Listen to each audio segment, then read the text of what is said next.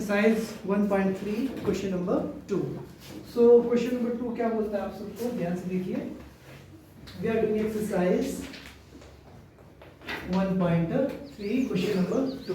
So question number 2 says you know that 1/7 equals to जो भी है, can you predict what the decimal expansions of 2/7, 3/7, 4/7, 5/7 so on are without actually doing the long division, if so how। अब ये बोलता है आप लोगों को, इसने दे के रखा है आप लोगों को 1/7, ठीक है। ये बोलता है कि अगर मैं 1/7 को क्या करता हूँ, डेसिमल एक्सपेंशन की फॉर्म में लिखता हूँ, ठीक है जी। तो हमारे पास आंसर आता है 0.1142857, ठीक है। अब एक नई चीज क्या है, आज तक हम जब भी डिवाइड करते थे हम कुछ ऐसा ही लिखते थे ना, बट अब की बार एक नई चीज क्या है, इसके ऊपर क्या लग गया है, कुछ लाइन लग गई है, ठीक है जी। जो ये लाइन लगी इसको हम क्या बोलते हैं, उसका बार। बार का मतलब क्या होगा, अगर मैं इस नंबर 1 को 7 से डिवाइड करूंगा तो ये डिवीजन जो है कभी भी खत्म नहीं होगा। सबसे पहले डिवाइड करूंगा तो 1 से टेबल बोलूंगा, उसके बाद 4 से, 2 से, 8 से, 5, 7 से, उसके बाद अगेन ये कहां से रिपीट होना शुरू हो जाएगा, 1 4 2 8 5 7, कभी भी खत्म नहीं होगा। आई बात समझ में इतनी, ठीक है जी। अब क्वेश्चन ये बोलता है कि आपने क्या करना है, 2/7, 3/7, 4/7 और 5/7 की वैल्यू को कैलकुलेट करना है। अब कैसे कर सकते हैं, 7 को 2 से डिवाइड करके, बट इसने बोला कि आपने डिवाइड नहीं करना है, बिना डिवाइड करके आपने क्या करना है, आंसर निकालना है।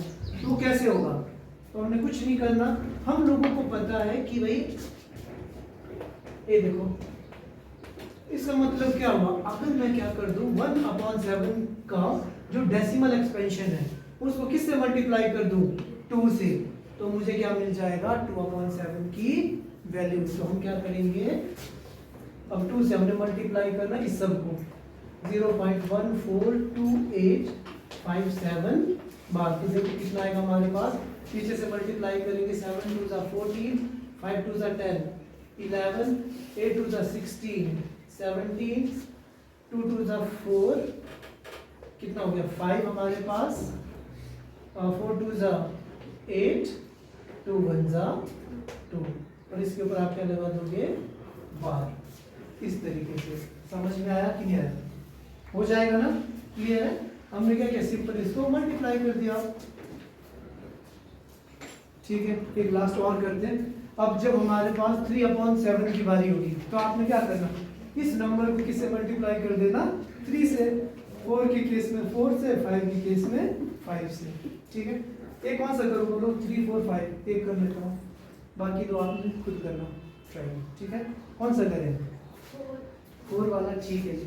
तो 4 के केस में क्या होगा, 4 मल्टीप्लाई बाय 1/7, ठीक है जी।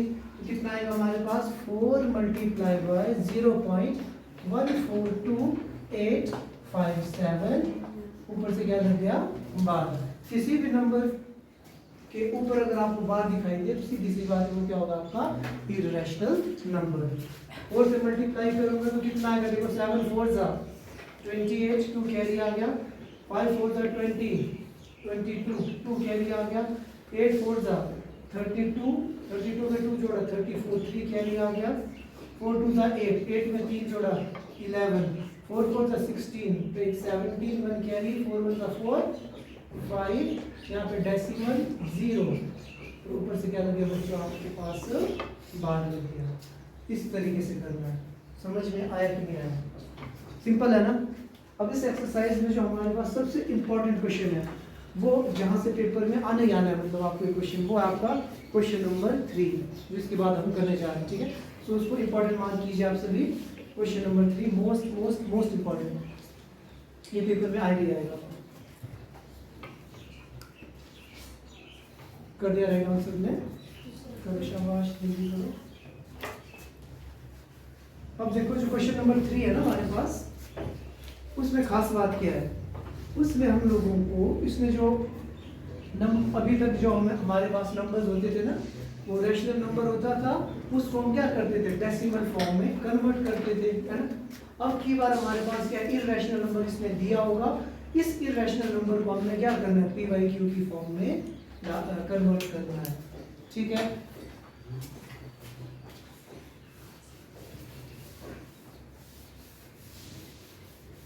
इस क्वेश्चन को आप सभी ने ध्यान से समझना है। ठीक है, तो क्या बोलता है क्वेश्चन, देखिए क्वेश्चन नंबर 3 का फर्स्ट पार्ट ये बोलता है कि express the following in the form of p by q where p and q are the integers and q is not equals to 0। ठीक है जी, तो हमें इसमें दिया है कि भाई 0.6 बार है, इसको अब मैंने क्या करना है, p by q की फॉर्म में कन्वर्ट करना। अब कैसे करेंगे, सबसे पहले तो इसको हमने क्या मान के चलना है, let x is equals to 0.6 bar है, बार को हम क्या लिख सकता हूँ, 100, अपनी मर्जी से इस तरीके से भी लिख सकता हूँ, कोई डाउट तो नहीं किसी को। ठीक है, अच्छा जी, अब अगला काम क्या होता है, इसको दे देते हैं हम इक्वेशन नंबर 1। तो अगला काम होता है बच्चों आपका कि आपने देखना है कि क्या डेसिमल के बाद वाले नंबर पे बार लगा है कि नहीं लगा है, कि कहीं उससे पहले कोई नंबर तो नहीं है, बार से पहले नहीं है ना। अगर बाई चांस, जैसे देखो अगला क्वेश्चन हमारे पास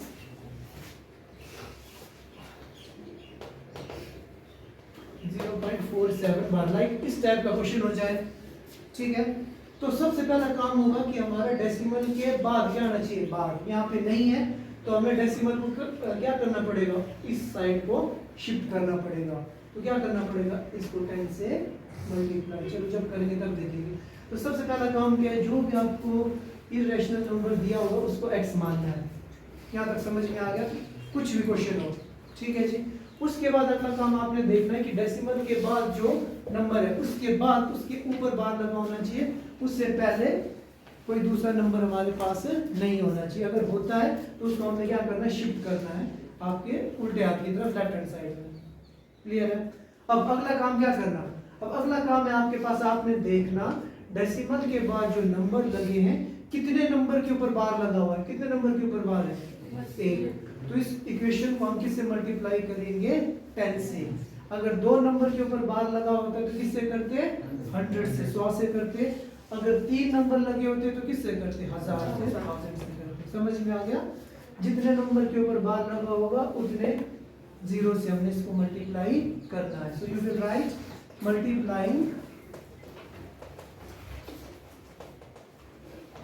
इक्वेशन नंबर 1 बाय 10।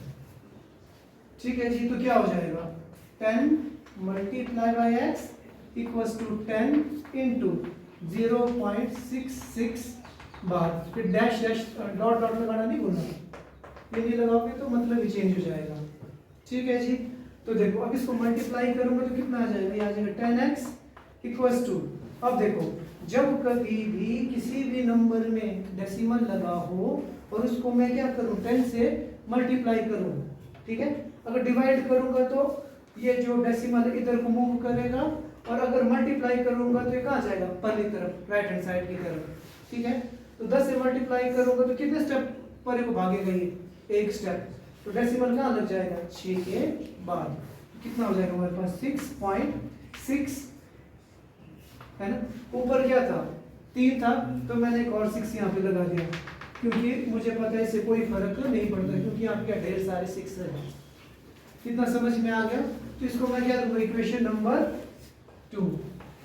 ये पता लगा क्या हुआ एक्चुअल में, अगर नहीं लगा तो देखो क्या था, जैसे कि 0.6 है ना, डैश डैश है। ठीक है, अब इसको 3 था ना, 3, चलो अब इसको मैंने किससे मल्टीप्लाई कर दिया, 10 से। अब मान के चलता हूं मैं कि भाई ये ऐसा ही था।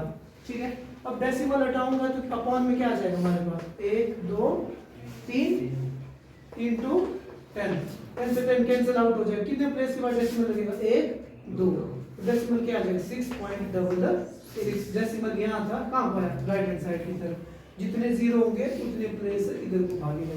अगर मान के चलते यहाँ पे 100 होता तो क्या होता, ये कितने प्लेस दूर भागता, 2। समझ में आ गई बात, तो बस। तो अब इसके बाद आपका स्टेप क्या है हमारे पास, last step, subtracting equation number 1 from 2। ठीक है, लिखना आपने सब्सट्रैक्टिंग इक्वेशन 2 फ्रॉम 1।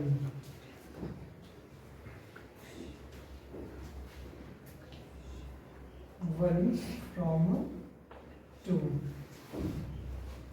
अब 2 से हमें क्या करना है, पहले को माइनस करना है, तो क्या आ जाएगा 10x माइनस एक्स। 10x में क्या माइनस करना x, और दूसरी तरफ क्या था 6.66 dash dash minus 0.66 dash dash, तो क्या बचेगा 10 में 1 गया तो कितना हो गया 9। डेसिमल के बाद सब कुछ खत्म, तो यहाँ क्या बचा सिर्फ 6। तो x की वैल्यू कितनी आ जाएगी 6/9, which can be written as 3 2s are 6, 3 3s are 9। तो final answer is how much, x equals to 2/3। that's it। इतना सा काम है। आया समझ में कि नहीं आया, लगा सबको पता। और सबसे इंपॉर्टेंट क्वेश्चन है हमारे पास ये जो 3 क्वेश्चंस है पेपर में आएंगे आपको, इन तीनों में से कोई एक।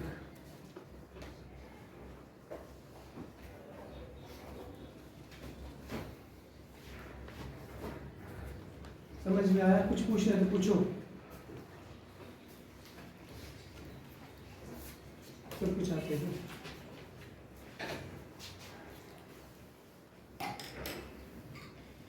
लिख दिया सब ने, लिखो।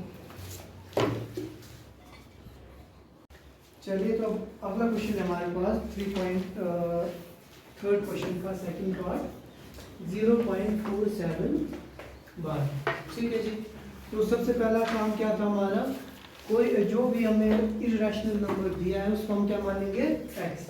वैल्यू को let x is equals to 0.47। चलो बार ही। ठीक है जी। अब देखो, अब मैंने बोला था कि सबसे पहला काम हमारा क्या रहेगा कि डेसिमल के बाद मुझे क्या चाहिए, बार वाला नंबर चाहिए। क्या यहाँ पे बार वाला नंबर है क्या? नहीं, ये जो बार है आपका सिर्फ 7 के ऊपर है, 4 के ऊपर नहीं है।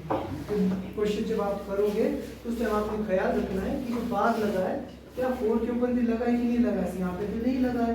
तो हमें क्या करना पड़ेगा, इस 4 को डेसिमल के इधर शिफ्ट करना पड़ेगा। तो कैसे शिफ्ट होगा, बाय मल्टीप्लाइंग 10। सो इसको चलो हम इक्वेशन नंबर 1 मान लेते हैं।